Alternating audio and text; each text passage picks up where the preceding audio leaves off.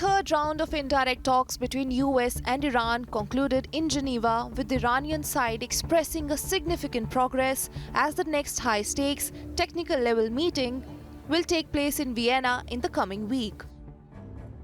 همینطور تصمیم بر این شد که Also, it was decided that very soon, perhaps in less than a week, the next round of negotiations will be held.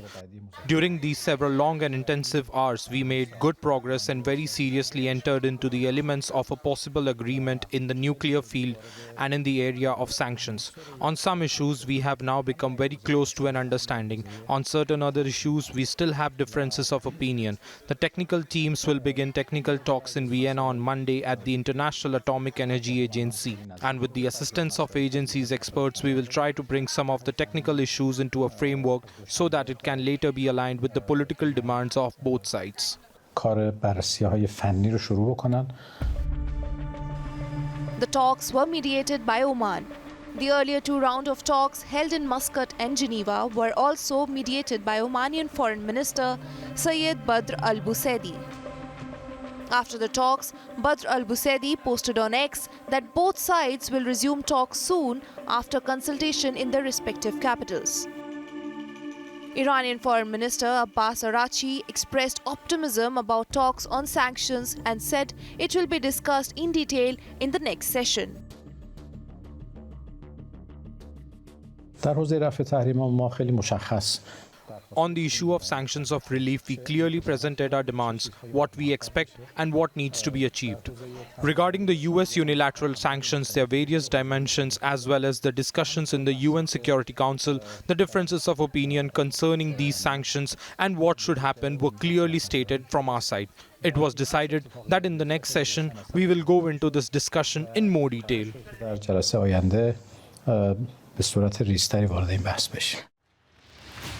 The negotiations, like the previous one, were led by US Special Envoy Steve Witkoff and President Trump's son-in-law Jared Kushner. But the third round included Rafael Grossi, the head of the global nuclear watchdog, the International Atomic Energy Agency. President Trump has prioritized diplomacy over the use of military force against Iran. In his State of Union address, though he reiterated his claims that Iran's nuclear program was completely obliterated, he did not mention the use of military, but echoed his earlier promise that he would not let Iran possess nuclear weapons. They've already developed missiles that can threaten Europe and our bases overseas, and they're working to build missiles that will soon reach the United States of America. After Midnight Hammer, they were warned to make no future attempts to rebuild their weapons program, and in particular, nuclear weapons. Yet they continue. They're starting it all over. We wiped it out, and they want to start all over again. And are at this moment, again, pursuing their sinister ambitions. We are in negotiations with them. They want to make a deal, but we haven't heard those secret words. We will never have a nuclear weapon. My preference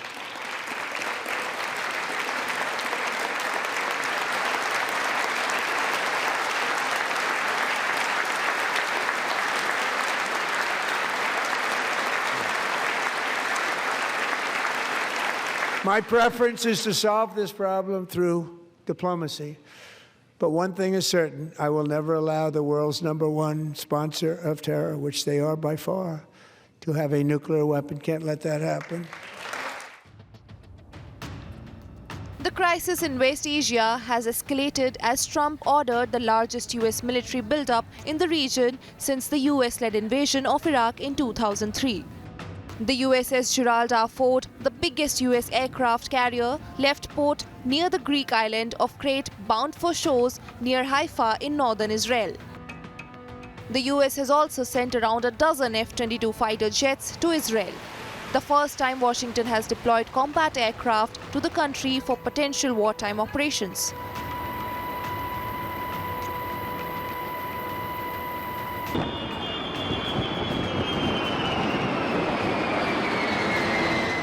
After the talks concluded, US Central Command posted on social media pictures of US fighter jets conducting flight operations aboard US aircraft carrier. With Mahashweta Lala, Bureau Report, India Today.